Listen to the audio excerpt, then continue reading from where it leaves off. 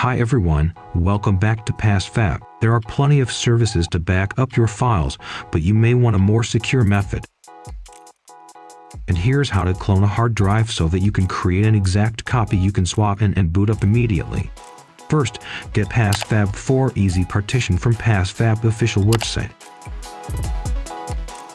Run it on your computer.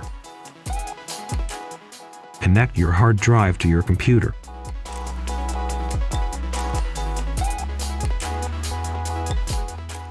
Click Start on the screen. Make sure the source disk and target disk. Click Start.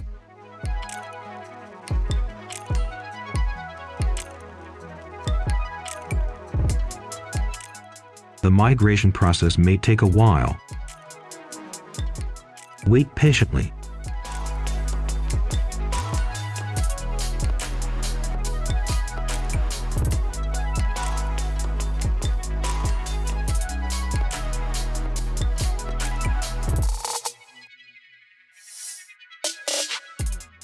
Once done, you can disconnect your hard drive and you've got a complete copy of your Windows.